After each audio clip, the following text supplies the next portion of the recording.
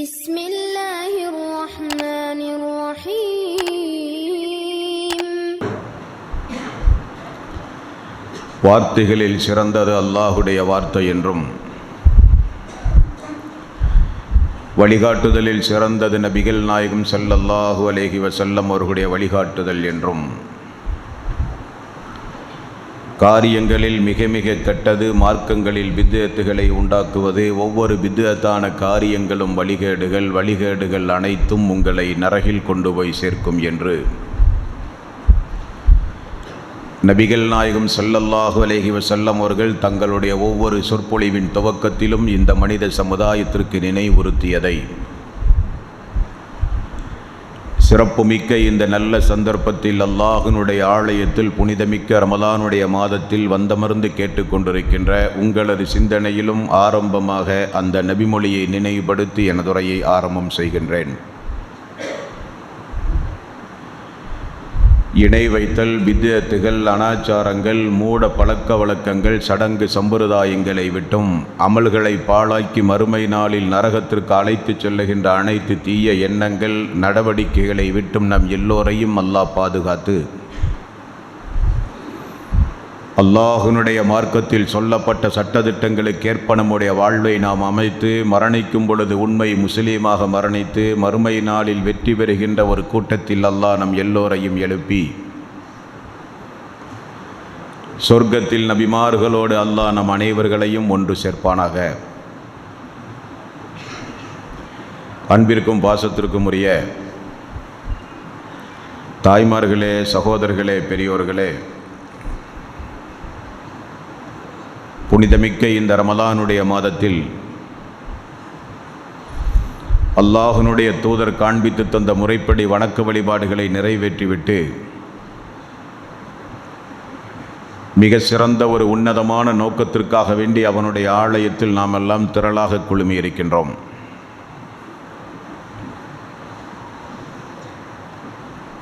ரமலானுடைய மாதத்தில் பிறை 17 இஸ்லாமிய வரலாற்றில் நடந்த முதல் போர் பத்ருடைய போர். 319 சஹாபாக்கள் என்றும் 313 சஹாபாக்கள் என்றும் பல்வேறு வகையான அறிவிப்புகள் உண்டு. நபிகள் நாயகம் ஸல்லல்லாஹு அலைஹி வஸல்லம் அவர்கள் மதீனா சென்று முதலில் இஸ்லாமிய வரலாற்றில் ஒரு 313 சஹாபாக்களை அழைத்து கொண்டு 900க்கும் 1000க்கும் இடைப்பட்ட இறை நிராகரிப்பாளர்களை எதிர்கொண்டு நடந்த ஒரு போர் பத்ருடைய போர். இந்த போர் நடந்த காரணங்கள், அதிலிருந்து நாம் பெற வேண்டிய படிப்பினைகள் என்ன என்பதை இன்றைய தினம் இன்ஷா அல்லாஹ் நாம் அறிந்து கொள்ள கடமைப்பட்டிருக்கிறோம். பத்ர் போரிலிருந்து இந்த இஸ்லாமிய சமுதாயம் பெற வேண்டிய பாடங்களும் படிப்பினைகளையும் பெற்று இந்த உலகத்தில் வாழ்வதற்கு பகரமாக இறந்து போன 313 சஹாபாக்களுடைய பெயர்களையும் எழுதி வைத்து அவர்களுக்காக வேண்டி மாலை மௌலூதுகள் ஓதி இந்த உலகத்தில் நினைவு கூறுகிற சமுதாயம் இந்த இஸ்லாமிய சமுதாயம். இந்த போரினுடைய பின்னணி, இந்த போர் நடந்த காரணம், இந்த போரில் இருந்து கிடைக்க வேண்டிய படிப்பினை, இந்த போரில் கலந்து கொண்ட மக்களுக்கு அல்லாஹ் வழங்கிய சிறப்புகள் என்ன என்பதை நாம் பார்க்கவிருக்கிறோம். முன்னதாக மக்காவில் நபிகள் நாயகம் ஸல்லல்லாஹு அலைஹி வஸல்லம் ஒரு 13 வருட காலம் வாழ்ந்தார்கள். 13 ஆண்டு வாழ்வில் இஸ்லாத்தை ஏற்ற மக்களுக்கு வார்த்தையால் சொல்ல முடியாத அளவுக்கு துன்பங்களை கொடுத்தார்கள். சொந்த ஊரில் கூட நபிகள் நாயகம் ஸல்லல்லாஹு அலைஹி வஸல்லம் அகதிகளாக வாழ வேண்டிய ஒரு சூழ்நிலை ஏற்பட்டது. அல்லாஹ்வுடைய ரசூலுடைய பெயரை சொன்னாலோ விசாரித்தாலோ அவரை யாராவது பார்த்து விட்டு வந்தாலோ உடனே ஏன் எதற்கு என்று கூட கேறாமல் அடித்து உதைத்து துன்புறுத்துகிற காலம் அந்த காலம்.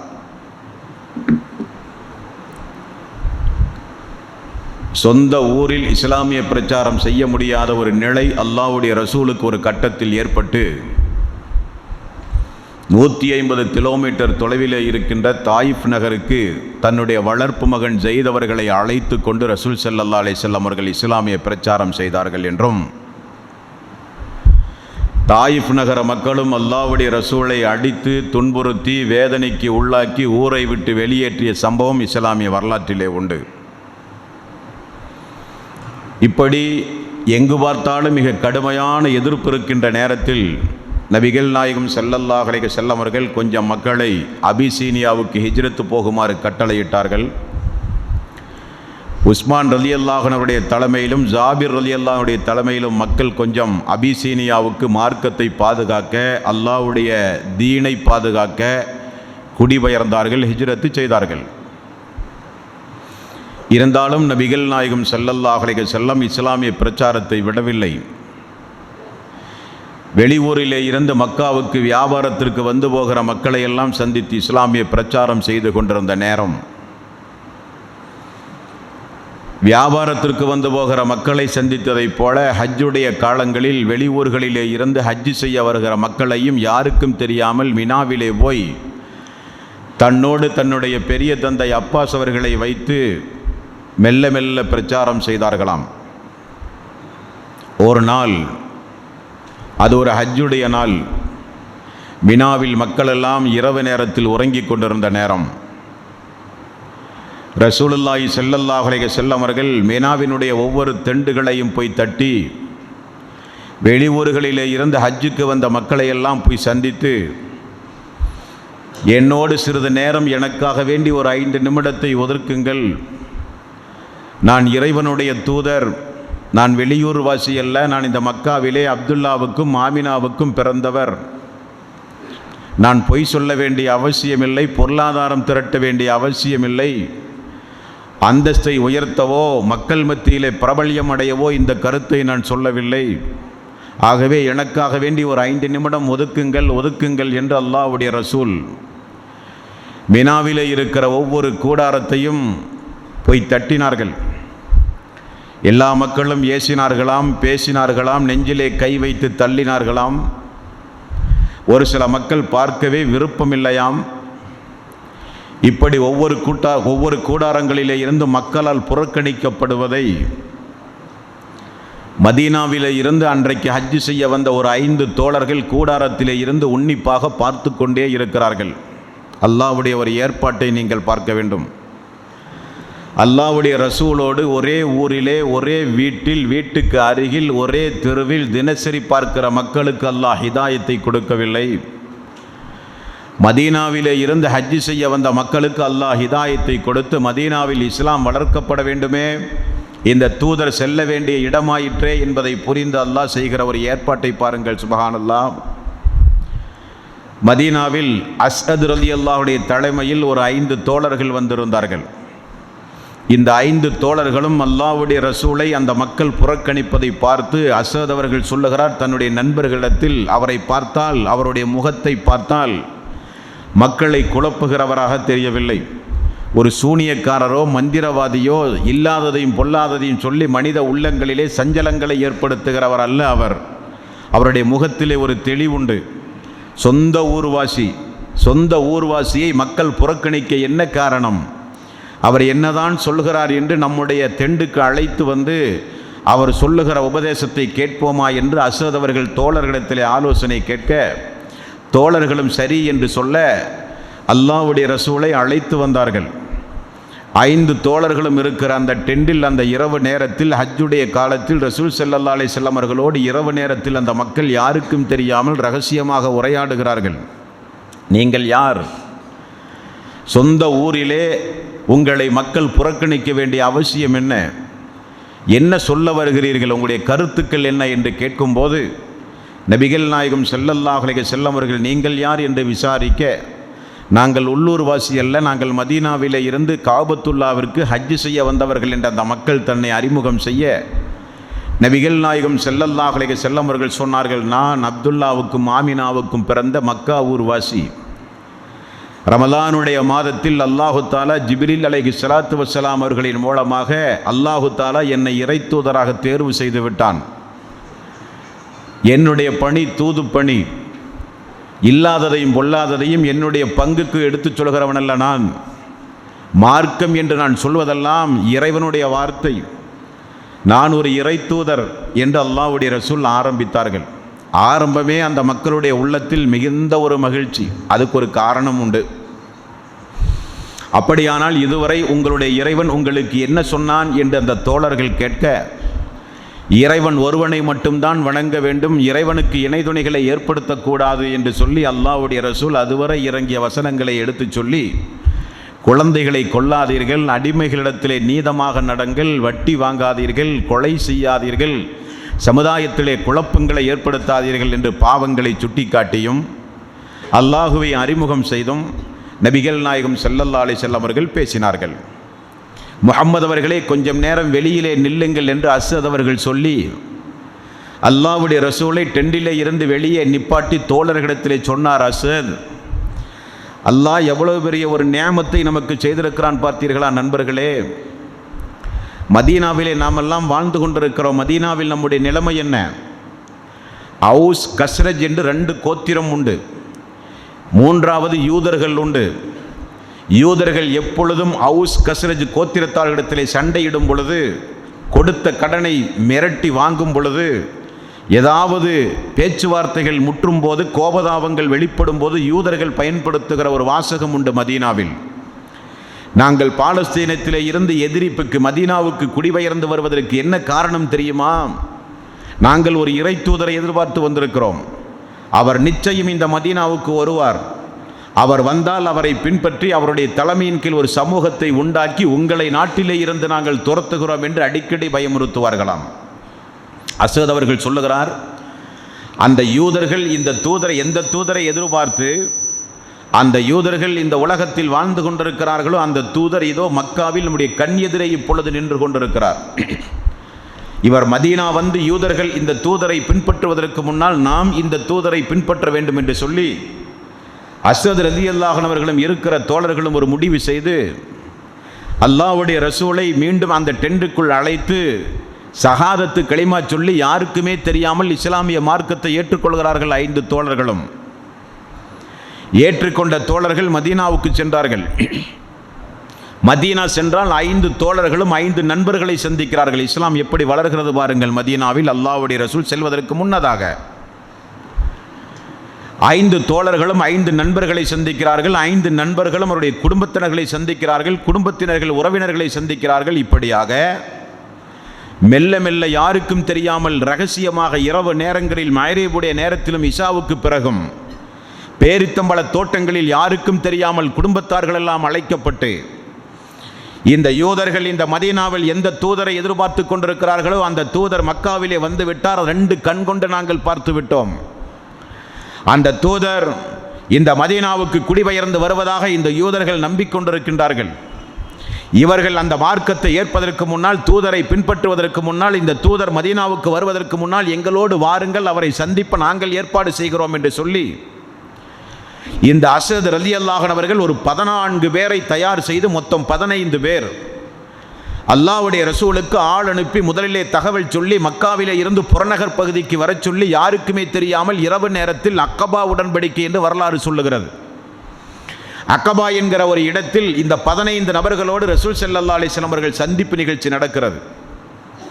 அஸ்ஸத் ரலியல்லாஹு அன்ஹு, யா ரசூலல்லாஹ், கூடாரத்தில் வைத்து எங்களுடைய 5 பேருக்கு சொன்ன அந்த செய்தியை இன்னும் ஏதாவது கூடுதல் செய்து இறை செய்தி இறங்கினால் அதையும் சேர்த்து இவர்களுக்கு சொல்லுங்கள் யா ரசூலல்லாஹ், இவர்களெல்லாம் என்னுடைய உறவினர்கள், என்னுடைய குடும்பத்தார்கள், என்னுடைய நண்பர்கள் என்று அஸ்ஸத் அவர்கள் எழுந்து ஒரு 5 நிமிடம் பேசி நண்பர்களை எல்லாம் அறிமுகம் செய்தார்கள்.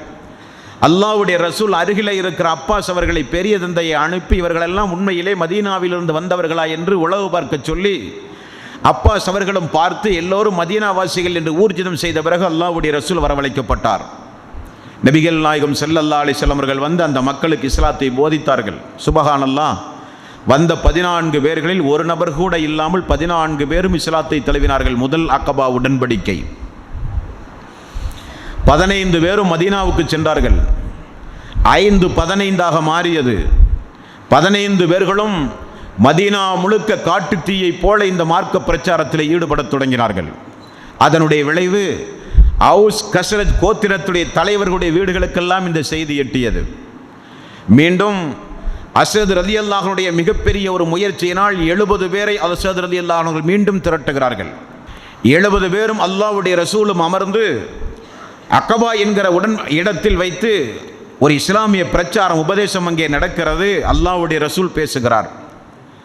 பேசி முடித்தவுடன் எல்லா மனிதர்களும் 69 பேரும் அஸ்அத் அவர்களை தவிர அவுஸ் கஸ்ரஜினுடைய மிகப்பெரிய கோத்திரத்துடைய தலைவர்கள், அன்றைக்கெல்லாம் ஒரு குடும்பத்தினுடைய தலைவர் வந்தால் குடும்பமே வந்துவிடும். கோத்திரத்துடைய தலைவர் மார்க்கத்தை ஏற்றுக்கொண்டால் கோத்திரமே வந்துவிடும். ஒரு ஊரினுடைய தலைவர் ஒரு நல்லதை ஏற்றுக்கொண்டால் அந்த ஊராரே அதை ஏற்றுக்கொள்வார்கள். அதுதான் அன்றைய நிலைமை. அவுஸ் கஸ்ரஜ் கோத்திரத்துடைய தலைவர்கள் எல்லாம் அந்த உடன்படிக்கையிலே உண்டு. மார்க்கத்தை ஏற்றுக்கொள்ளார்கள். 69 பேரும் எல்லோரும் எழுந்து செல்லும் போது அல்லாஹ்வுடைய ரசூல் அந்த மக்களிடத்தில் பேசுகிறார். நீங்கள் சாதாரணமாக இப்பொழுது செல்ல வேண்டாம், உங்களுக்கும் எனக்கு மத்தியிலே ஒரு கையெழுத்து போட வேண்டிய ஒப்பந்தம் நிறைவேற உள்ளது என்று சொன்னார்கள். என்ன ஒப்பந்தம் என்று அந்த மக்கள் கேட்டார்கள். அல்லாஹ்வுடைய ரசூல் சொன்னார்கள், அல்லாஹ்வுடைய நாட்டத்தின் அடிப்படையில் என்றைக்காவது நான் எதிரிப்புக்கு பயணமாகி வந்தால் நீங்கள் எனக்கு முழுமையான அடைக்கலம் தர வேண்டும். நான் உங்களுடைய ஊருக்கு வந்தால் உங்களுடைய மனைவி மக்களை காட்டிலும் என்னை நீங்கள் நேசிக்க வேண்டும். நான் ஊருக்கு வந்து உங்களோடு வாழ்ந்தால் எதிரிகள் எப்படிப்பட்ட படை திரட்டி வந்தாலும் என்னை அவருடைய கையிலே நீங்கள் ஒப்படைத்து விடக்கூடாது. நான் முழுக்க முழுக்க உங்களை சார்ந்து உங்களுடைய ஊரிலே நான் தங்குவேன் என்று அல்லாஹ்வுடைய ரசூல் சொல்கிறார்கள்.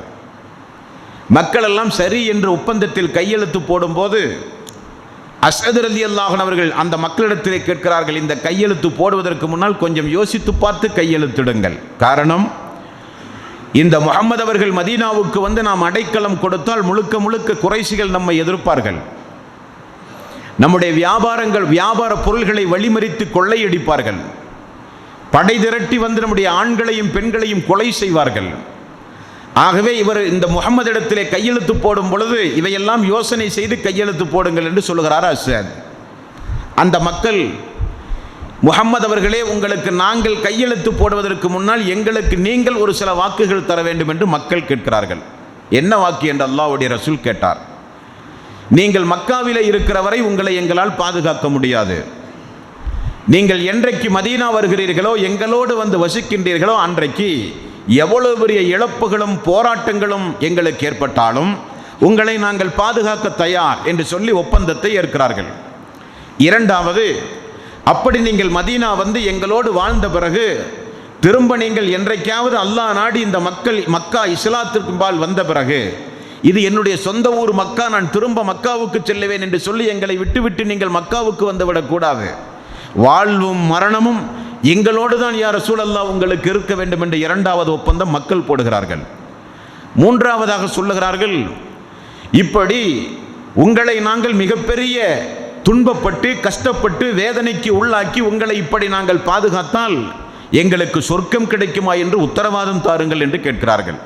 அல்லாஹ்வுடைய ரசூல் சொன்னார்கள், நீங்களெல்லாம் அன்சாரிகள், மதீனத்து வாசிகள், இனி உங்களுடைய பாதை எனது பாதை. இனி உங்களை நேசிக்கிறவர்களைத்தான் நான் நேசிப்பேன், உங்களை வெறுக்கிறவர்களை நான் வெறுப்பேன்.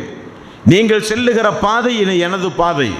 நான் இனி உங்களோடு வாழ்வேன், உங்களோடு மரணிப்பேன் என்று அல்லாஹ்வுடைய ரசூல் சொல்லி, இந்த இஸ்லாமிய பிரச்சாரத்தில் நீங்கள் ஈடுபட்டால் உங்களுக்காக வேண்டி நிச்சயம் மறுமை நாளில் சொர்க்கம் உண்டு என்று அல்லாஹ்வுடைய ரசூல் சொன்னார்கள். ஒப்பந்தம் கையெழுத்தானது. இரண்டாவது அக்கபா உடன்படிக்கை. அந்த மக்கள் எழுந்து செல்லும் போது, யா ரசூலல்லாஹ், அஸ்அத் தலைமையில் எப்படியோ அல்லாஹ் எங்களுக்கு இந்த மார்க்கத்தை தந்தான். 5-15 ஆனது.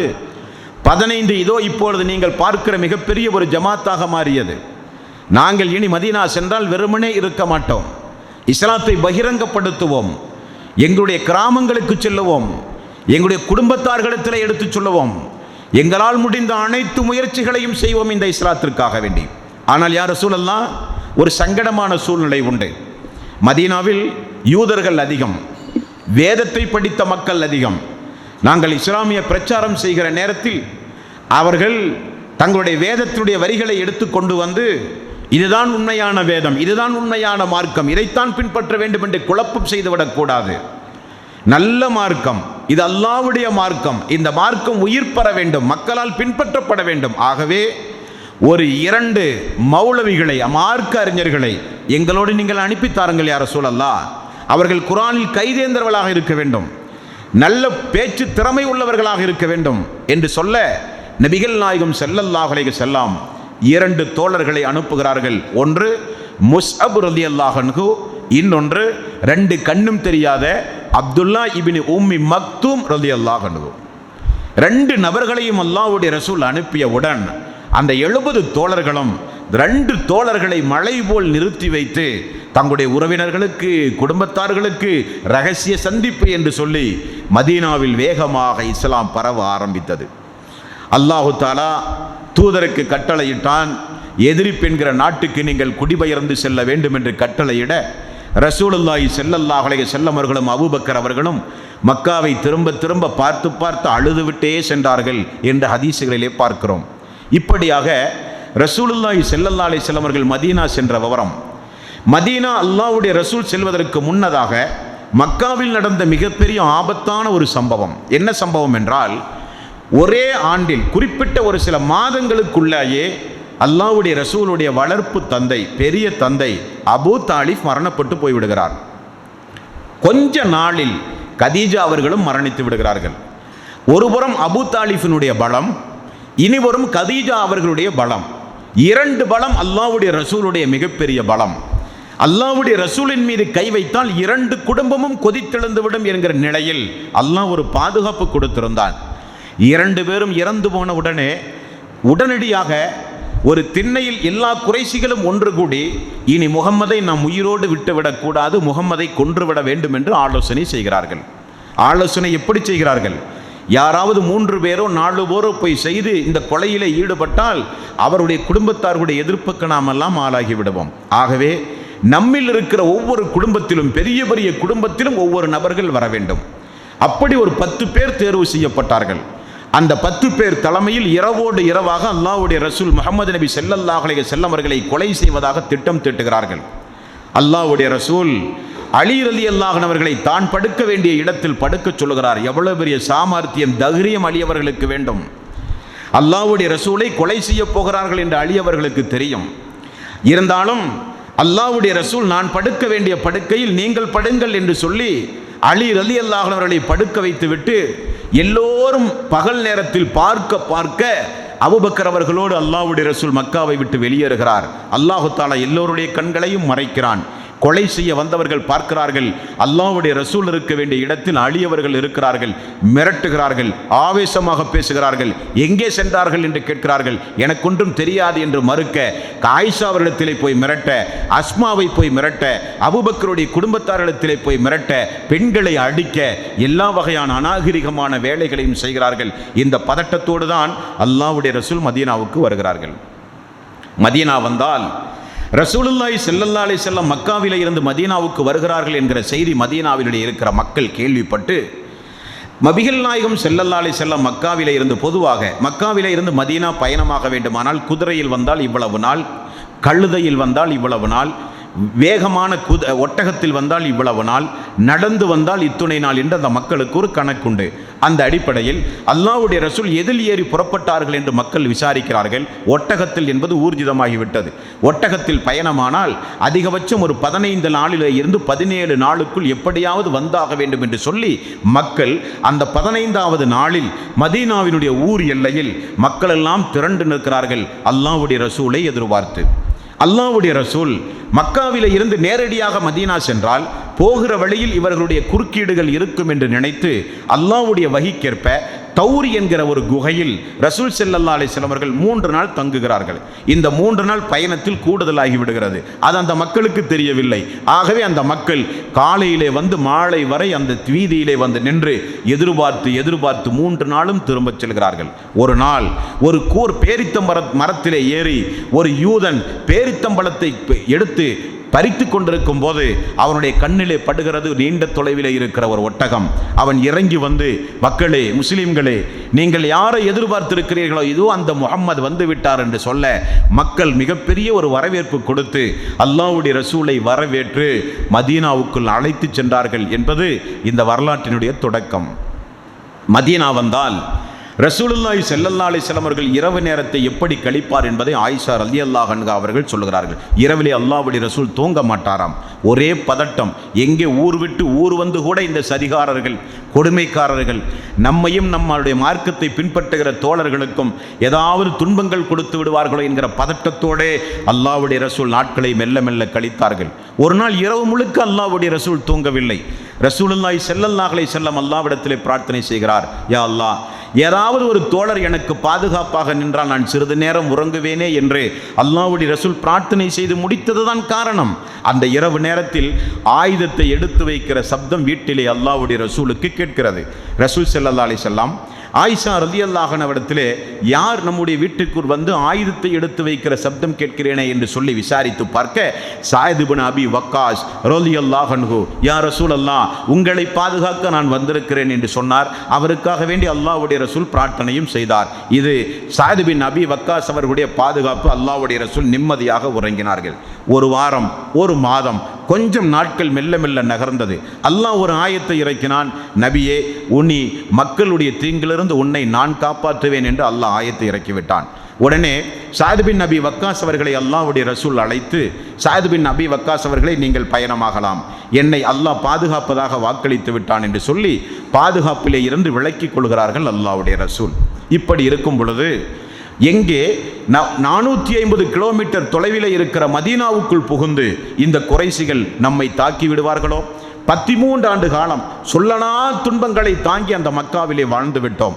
எங்கே இதற்குள் புகுந்து, வீடுக்குள் புகுந்து, ஊருக்குள் புகுந்து நம்மை தாக்கி விடுவார்களோ என்று அல்லாஹ்வுடைய ரசூல் மிகுந்த அச்சத்தோடே இருக்கும் பொழுதுதான் மதீனாவில் அந்த 5 பேர், 15 பேர், 70 பேர், முஸஅப் ரலியல்லாஹு அன்ஹு, அப்துல்லா இப்னு உம்மி மக்தும், 2 கண் தெரியாத தோழர், எல்லோரும் சேர்ந்து மதீனாவில் மிகப்பெரிய அளவில் இஸ்லாமிய பிரச்சாரம் செய்து ஒரு இஸ்லாமிய ஆட்சியை நிறுவுவதற்கு காரணமாகிவிட்டது. ஒரு இஸ்லாமிய ஆட்சி நிறுவப்பட்டு விட்டது. இஸ்லாமிய ஆட்சி நிறுவியவுடன் யூதர்களோடு அல்லாஹ்வுடைய ரசூல் மிகப்பெரிய ஒரு ஒப்பந்தம் போடுகிறார்கள். இந்த ஆட்சியின் கீழ் நீங்கள் சுயமாக வாழலாம், உங்களுடைய வணக்க வழிபாட்டை நீங்கள் நிறைவேற்றலாம், ஆனால் இந்த ஆட்சிக்கோ முஸ்லிம்களுக்கோ எந்த துரோகத்தையும் நீங்கள் இழைத்துவிடக்கூடாது. எதிரிகள் நாட்டுக்குள் புகுந்து ஏதாவது தாக்குதல் நடத்தும் பொழுது எதிரிகளோடு நீங்கள் மறைமுகமாகவோ நேரடியாகவோ எந்த சமரசமும் நீங்கள் செய்தல் கூடாது.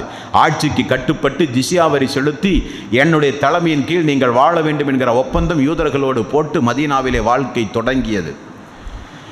ஒரு நாடு, ஒரு ஆட்சியாளர் என்ன செய்ய வேண்டுமோ அதைத்தான் நபிகள் நாயகம் ஸல்லல்லாஹு அலைஹி வஸல்லம் அவர்கள் செய்தார்கள். மதீனாவினுடைய ஒட்டுமொத்த எல்லைப்புறங்களுக்குள் அந்நியவர்களுடைய ஊடுருவல், யாரும் எப்படிப்பட்ட இரகசிய உளவு பார்த்தல் போன்ற காரியங்களில் ஈடுபடுவதை வன்மையாக ரசூல் ஸல்லல்லாஹு அலைஹி வஸல்லம் அவர்கள் கண்காணித்தார்கள். அந்த வரிசையில்தான் ரசூலுல்லாஹி ஸல்லல்லாஹு அலைஹி வஸல்லம் ஏற்பாடுகள் மெல்ல மெல்ல தொடங்கியது. ஆனால் மக்காவில் இருக்கிற குறைஷிகளுடைய நிலைமை என்ன? மதீனாவுக்கு சென்று விட்டார் முஹம்மது. மதீனாவாசிகள் அவர்களுக்கு அடைக்கலம் கொடுத்து விட்டார்கள். மதீனாவாசிகளை எப்படியாவது குறிவைத்து நாம் தாக்க வேண்டும், விடவே கூடாது. மதீனா சென்றால் பலம் பெற்று விடுவார் முஹம்மது, மிகப்பெரிய சக்தியாக நம்மை மீண்டும் திரும்பி வந்து நம்மை தாக்குவார், பழி வாங்குவார். ஆகவே மதீனா மக்களை நிம்மதியோடு வாழவிடக்கூடாது என்பது அவர்களுடைய சதித்திட்டம். ரசூலுல்லாஹி ஸல்லல்லாஹு அலைஹி வஸல்லம் அவர்கள், அல்லாஹ்வுடைய ரசூல் மதீனாவில் ஆட்சி செய்து கொண்டிருக்கிறார், மக்காவில் மீண்டும் அவர்கள் சதித்திட்டத்தை தொடங்கி கொண்டிருக்கிறார்கள்.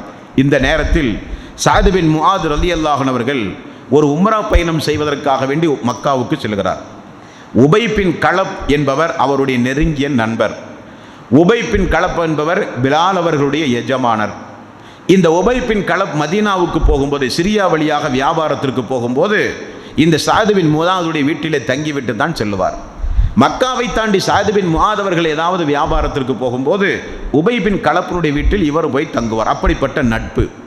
அந்த அடிப்படையில் மக்காவுக்கு சென்று உபை பின் கலப்பினுடைய வீட்டிலே போய் தங்குகிறார்.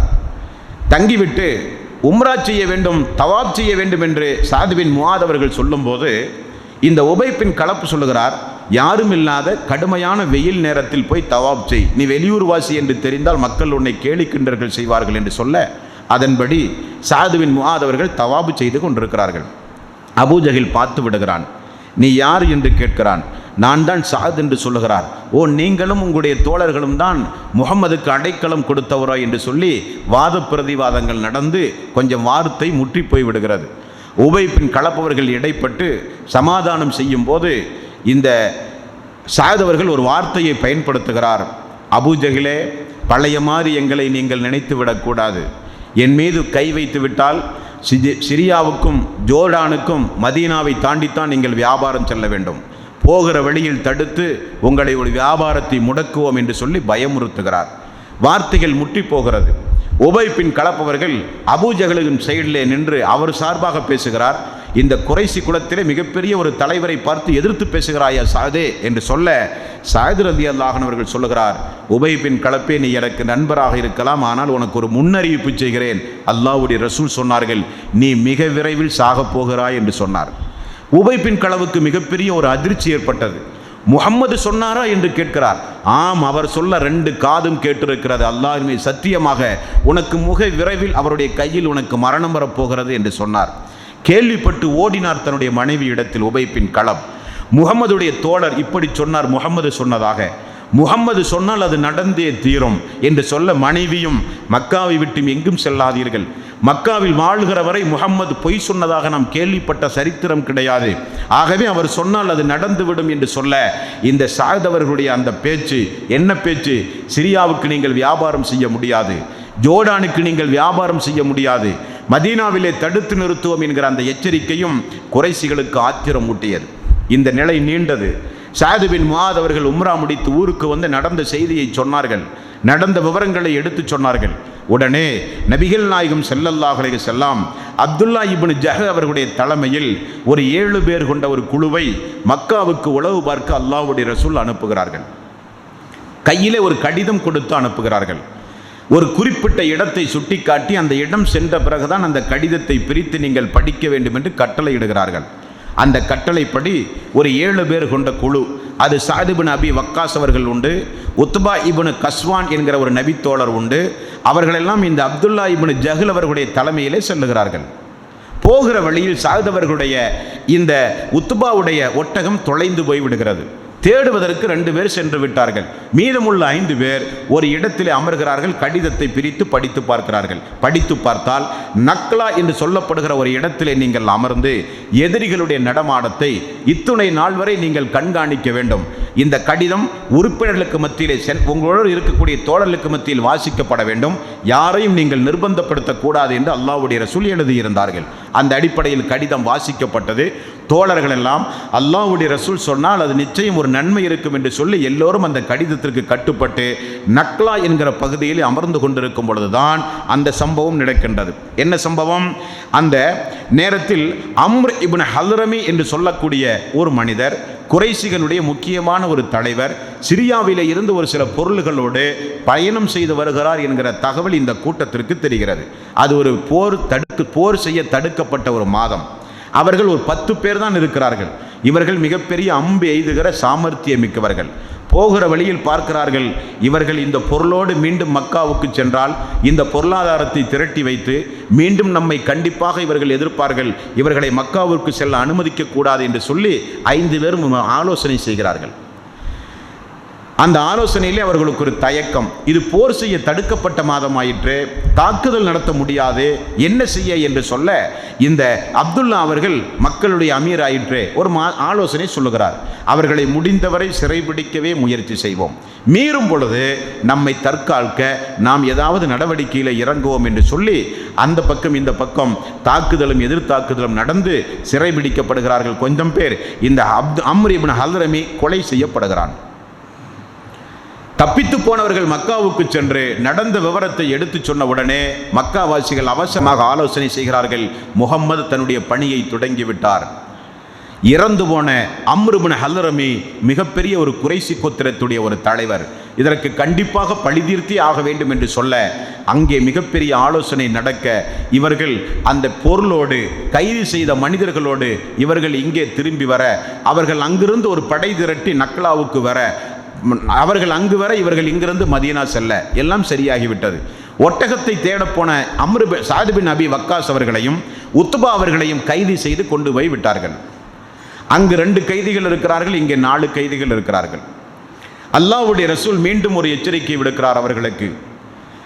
எங்களுடைய தோழர் 2 பேர் மக்காவிலே கொலை செய்யப்பட்டால் உங்களுடைய கைதிகள் இங்கே உயிரோடு இருக்க முடியாது என்று சொல்லி அல்லாஹ்வுடைய ரசூல் தூது அனுப்புகிறார்கள். சாத் பின் அபி வக்காஸ் உயிரோடு வர வேண்டும் மதீனாவுக்கு. எனது தோழர் உத்பா எந்த ஒரு கீறலும் இல்லாமல் மதீனாவுக்கு வர வேண்டும், இல்லாவிட்டால் உங்களுடைய குறைசி தலைவர்களுடைய உயிர் இங்கே மரண தண்டனை கொடுக்கப்படும் என்று அல்லாஹ்வுடைய ரசூல் மீண்டும் தூது அனுப்புகிறார். அந்த 2 பேர்களும் அங்கிருந்து அனுப்பப்படுகிறார்கள். இங்கிருந்து 3 பேர் அனுப்பப்படுகிறார். ஒரு மனிதர் இங்கே இஸ்லாத்தை தழுவி விடுகிறார். அந்த 2 பேரும் திரும்ப சென்றது 2வது பாதிப்பு குறைசிகளுக்கு. இப்படி எந்த நேரம் என்னவும் நடக்கலாம் என்கிற ஒரு பதட்டமான ஒரு சூழ்நிலை. இந்த நேரத்தில் தான் நபிகள் நாயகம் ஸல்லல்லாஹு அலைஹி வஸல்லம் அவர்களுக்கு ஒரு செய்தி வருகிறது. என்ன செய்தி? அதற்கு முன்னதாக பொருளோடும் அந்த தோழர்களை கைது செய்தும் வந்த தோழர்களை அல்லாஹ்வுடைய ரசூல் கொஞ்சம் கண்டிக்கிறார். என்ன காரணம் என்றால், நான் உங்களை உளவு பார்க்கத்தான் அனுப்பினேன். போர் செய்ய தடுக்கப்பட்ட மாதத்தில் ஒரு மனிதரை கொன்று இவர்களை கைதியாக பிடித்து எப்படி இந்த பொருளை நீங்கள் கொண்டு வரலாம் என்று சொல்லி அல்லாஹ்வுடைய ரசூல் அந்த மக்களை கண்டிக்கும் போது அல்லாஹு தாலா 2வது அத்தியாயத்தின் 217வது வசனம் 218வது வசனத்தில் அல்லாஹ் ரப்புல் ஆலமீன் இறக்குகிறான். புனிதமித்த மாதத்தில் போர் செய்வதை குறித்து நபியே உம்மிடத்தில் அவர்கள் கேட்கிறார்கள். அது தவறுதான், இருந்தாலும் உங்களுடைய மார்க்கத்திற்கு எதிரியாக இருக்கின்ற, உங்களை ஊர் விட்டு துரத்திய, உங்களுடைய பொருளாதாரத்தை சூறையாடிய அந்த செயல் இந்த செயலை காட்டிலும் கொடூரமானது. ஆகவே என்னுடைய அடியார்களை நான் மன்னித்து விட்டேன் என்று அல்லாஹ் ரப்புல் ஆலமீன் ஆயத்தை இறக்கியவுடன் தான் அல்லாஹ்வுடைய ரசூல் அந்த பொருளை தன்னுடைய தோழர்களுக்கு பங்கிட்டார்கள் என்று நாம் செய்திகளில் வசனங்களின் மூலம் நம்மால் பார்க்க முடிகின்றது. இப்படி இருக்கும் பொழுதுதான் நபிகள் நாயகம் ஸல்லல்லாஹு அலைஹி வஸல்லம் அவர்களுக்கு ஒரு செய்தி வருகிறது. அபூ சுபியான் என்கிற அல்லாஹ்வுடைய ரசூலுக்கு மாமனாராக பிறகு திகழ்கின்ற அவருடைய தலைமையில் சிரியாவிலே இருந்து மிகப்பெரிய ஒரு வணிக கூட்டம் மக்காவுக்கு செல்லுகிறது என்கிற ஒரு தகவல் வருகின்றது. இது ஆரம்பத்தில் போன வணிக கூட்டம் மாதிரி அல்ல. மக்காவாசிகளை பொறுத்தவரையில் அவர்களுக்கு வருடத்திற்கு 2 வியாபாரம் செய்வார்கள். ஒன்று கோடை காலத்தில், ஒன்று மழை காலத்தில். அந்த 2 வியாபாரத்தின் மூலம் வருகிற பொருளை வருடம் முழுக்க வைத்து அவர்கள் தங்களுடைய தேவைகளை நிறைவேற்றி கொள்வார்கள். அந்த அடிப்படையில் கோடைகால பர்ச்சேஸ், கோடை காலத்தினுடைய வணிக குழு, இந்த குழு எல்லோருடைய ஒட்டுமொத்த பொருளாதாரமும் அங்குதான் உண்டு. அப்படிப்பட்ட ஒரு பொருளாதாரத்தை திரட்டி ஒரு மிகப்பெரிய வியாபார சரக்கோடு அபூ சுபியானுடைய தலைமையில் மதீனாவை கடந்து ஒரு கூட்டம் செல்லுகிறது என்கிற தகவல் அல்லாஹ்வுடைய ரசூலுக்கு வந்தவுடனே, நம்முடைய நாட்டில் யாரும் அத்துமீறி விடக்கூடாது, நாட்டில் அரசாங்கத்துடைய அனுமதி இல்லாமல் யாரும் உள்ளேயோ இந்த வழியையோ யாரும் பயன்படுத்தக்கூடாது என்பதற்காக வேண்டி அல்லாஹ்வுடைய ரசூல் உடனே சஹாபாக்களை எல்லாம் அழைத்து கொண்டு குறிப்பிட்ட ஒரு இடத்திலே போய் அந்த அபூ சுபியானை எதிர்பார்த்து அமர்ந்து கொண்டிருக்கிறார்கள். அதற்குள் இந்த மக்காவிலே நடந்த இந்த 2 சம்பவங்களும் அந்த மக்களை பீதியடைய செய்து விட்டது. எப்படியாவது அபூ சுபியானுடைய படையை இந்த முஹம்மது வழிமறிப்பார் என்கிற அச்சம் அவர்களுக்கு உருவானது. அவர்கள் மிகப்பெரிய அளவில் கண் விழித்து பார்த்து கொண்டிருக்கிறார்கள் நாட்டு நடப்பை. அவர்களும் ஒருபுறம் உளவு பார்த்து கொண்டிருக்கிறார்கள், அல்லாஹ்வுடைய ரசூலும் ஒருபுறம் உளவு பார்த்து கொண்டிருக்கிறார். அபூ சுபியான் ரொம்ப புத்தி சாமர்த்தியம் உள்ளவர்.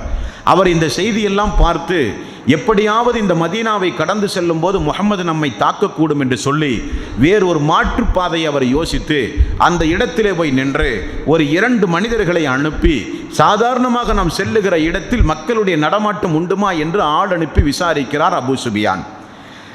அப்படி ஆள் அனுப்பி விசாரிக்கும் போது அவருக்கு ஒரு தகவல் வருகிறது. இந்த கிணற்றுக்கு அருகில் 2 தோழர்கள் ஒட்டகத்திற்கும் அவர்களும் தண்ணீரை இறைத்து ஒட்டகம் தண்ணீர் குடித்துவிட்டு இப்பொழுதுதான் சென்றது என்று ஒரு தகவல் அவருக்கு கிடைக்கின்றது. உடனே அபூ சுபியான் அந்த கிணற்றுக்கு அருகிலே போய் பார்க்கிறார். ஒட்டகத்துடைய சாணம் கீழே கிடக்கின்றது. எவ்வளவு பெரிய புத்தி உள்ளவர் பாருங்கள். அந்த சாணத்தை எடுத்து உடைத்து பார்த்தால் அது மதீனாவினுடைய பேரித்தங்கொட்டைகள் இருந்திருக்கிறது. அப்படியானால் மதீனாவாசிகள் இங்கே வந்திருக்க வேண்டும் என தகவல் அறிந்து உடனே அவர் வழக்கத்திற்கு மாற்றமான ஒரு பாதையை ஏற்பாடு செய்கிறார். அதற்கு முன்னால் அதிவேகமான ஒரு குதிரையை ஏற்பாடு செய்து ஒரு மனிதனுக்கு ஊக்கத்தொகை கொடுத்து, இந்த நம்மை எப்படியும் முகம்மது வழிமறித்து விடுவார், ஆகவே நீங்கள் முடிந்தவரை படை திரட்டி வந்து நம்முடைய பொருளாதாரத்தை பாதுகாப்பாக நீங்கள் கொண்டு போங்கள் என்று சொல்லி மக்காவுக்கு செய்தி அனுப்புகிறார். மக்காவுக்கு சென்ற அந்த மனிதர் அதை ஒரு விகாரமாக காட்ட வேண்டும் என்பதற்காக வேண்டி உடம்பிலே இரத்தத்தை தேய்த்து தான் சென்ற அந்த ஒட்டகத்தினுடைய திமிழை அறுத்து ஒரு கோரமான ஒரு நிகழ்ச்சியாக மக்காவுக்குள் புகுந்து கை சேதம் நம்முடைய பொருளாதாரம் எல்லாம் சூறையாடப்படுகின்றது, அபு சுபியானுடைய தலைமையில் இருக்கிற வர்த்தக குழுவை முகம்மதுடைய தோழர்களும் வழிமறிக்கப் போகிறார்கள் என்கிற ஒரு அபாய சங்கை மக்காவிலே போய் ஊதியவுடன் அபூ ஜஹல், உத்துபா, ஷைபா எல்லோரும் அவசர ஆலோசனை கூட்டம் நடத்தினார்கள். இனி நாம் தாமதித்தால் நிச்சயம் நாம் வாழ்வது கேள்விக்குறியாகிவிடும். ஆகவே குடும்பத்திற்கு ஒரு ஆள் வீதம் கண்டிப்பாக வந்தே ஆக வேண்டும் என்று சொன்னவுடன் அபூ லஹப், எந்த அபூ லஹப்? அல்லாஹ்வுடைய ரசூலுடைய மேனையில் 2 கரங்களும் மண்ணை வாரி வீசினானே, தப்பத்தியதா அபீ லஹப் என்று அல்லாஹ் ஆயத்தை இறக்கினானே, அந்த அபூ லஹப் என்னால் வர முடியாது என்று சொல்லி தனக்கு 4000 திர்ஹம் கடன் தர வேண்டிய ஒரு மனிதனை பார்த்து, கடனை தள்ளுபடி செய்கிறேன், எனக்கு பகரம் நீ போ அந்த இடத்திற்கு என்று சொல்லி மிகப்பெரிய ஒரு கூட்டம், 1000 நபர்கள் கொண்ட ஒரு கூட்டம் அபூ ஜஹலுடைய தலைமையிலே மக்காவிலே இருந்து புறப்படுகிறது. அல்லாஹ்வுடைய ரசூல் ஒரு இடத்திலே அமர்ந்து கொண்டிருக்கிறார்கள். அபூ சுபியான் அல்லாஹ்வுடைய ரசூலுடைய கண்ணையும் மறைத்து அவர் மாற்றுப்பாதையிலே மக்காவுக்கு சென்று விட்டார். இவர் மக்காவுக்கு செல்ல மக்கள் படை திரட்டி 150 கிலோமீட்டர் தொலைவில் இருக்கிற பத்ர் என்கிற இடத்திற்கு அந்த குறைசிகள் வர அல்லாஹ்வுடைய ரசூல் 2க்கு மத்தியிலே அமர்ந்து கொண்டிருக்கும் போதுதான் அல்லாஹு தாலா அல்லாஹ்வுடைய ரசூலுக்கு ஒரு ஆயத்தை இறக்குகிறான். என்ன ஆயத்தை இறக்குகிறான்? 2வது அத்தியாயத்தின் 216வது வசனத்தை அல்லாஹ் ரப்புல் ஆலமீன் இறக்குகிறான். குத்திப அலைக்குமுல் கிதால வஹுவ குர்ஹுல் லக்கும், உங்களுக்கு வெறுப்பாக இருப்பினும் அல்லாஹ் போர் செய்வதை உங்களுக்கு கடமையாக்குகிறான் என்று முதல் ஆயத். அல்லாஹ் எப்பொழுது ஆயத்தை இறக்குகிறான்? இந்த இஸ்லாத்தினுடைய விரோதிகள், இஸ்லாத்தை புரியாத மக்கள், இஸ்லாத்தில் இருந்து கொண்டே இஸ்லாத்தை விளங்காத மக்கள், பஜ்ரங் தள், RSS, பிஜேபி போன்ற இஸ்லாமிய கொடுங்கோளர்கள், விரோதிகள் திருக்குரானுடைய ஒரு சில வசனங்களை எடுத்துக்கொண்டு இஸ்லாமிய மார்க்கத்தில் இறை நிராகரிப்பாளர்களை வெட்டுங்கள் என்றும், கழுத்துகளை பார்த்து வெட்டுங்கள் என்றும், விரல் நுனிகளை பார்த்து வெட்டுங்கள் என்றும், அவர்களுடைய பெண்களை சிறைபிடியுங்கள் என்றும், அவர்களை விடாதீர்கள், துரத்தி வெட்டுங்கள் என்றெல்லாம் அவர்களுடைய மார்க்கத்தில் இறைவன் திருக்குரானிலே சொல்லி தீவிரவாதத்தையும் பயங்கரவாதத்தையும் இஸ்லாம் போதிக்கின்றது. முஹம்மது இப்படிப்பட்ட கொடுங்கோளராக ஆட்சி செய்துதான் இஸ்லாத்தை பரப்பினார்கள் என்றெல்லாம் விஷமத்தனமான பிரச்சாரங்களை 1-2 ஆயத்துகளை எடுத்து மக்கள் மத்தியிலே தொகுத்து போட்டு அறியாத மக்களுடைய உள்ளத்தில் விஷமத்தனமான பிரச்சாரங்கள் செய்வதை நீங்களும் நானும் அறிவோம். அல்லாஹு தஆலா கேட்க வேண்டிய கேள்வி என்னவென்றால், ரசூலுல்லாஹி ஸல்லல்லாஹு அலைஹி வஸல்லம் 13 வருட காலம் மக்காவிலே இருந்தார்கள். கண் எதிரே தோழர்கள் கொலை செய்யப்பட்டார்கள்.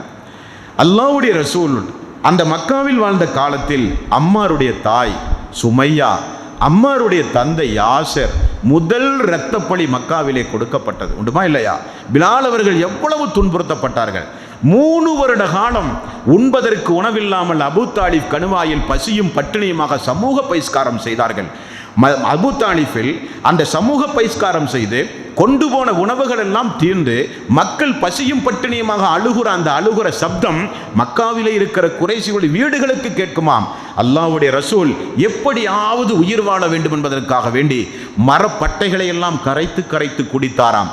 மக்கத்து வாசிகள், இந்த இறை நிராகரிப்பாளர்கள் வீதிகளிலே வீசுகின்ற ஆட்டு தோள்களை கொண்டு வந்து கரித்து அதை இடித்து சாம்பலாக்கி தண்ணீரில் கரைத்து குடித்து வாழ்ந்த சமுதாயம் அந்த சமுதாயம். அப்பொழுதெல்லாம் அல்லாஹு தஆலா அவர்களை வெட்டுங்கள், விரல் நுனிகளை பார்த்து வெட்டுங்கள் என்று அல்லாஹ் ஆயத்தை இறக்கினானா?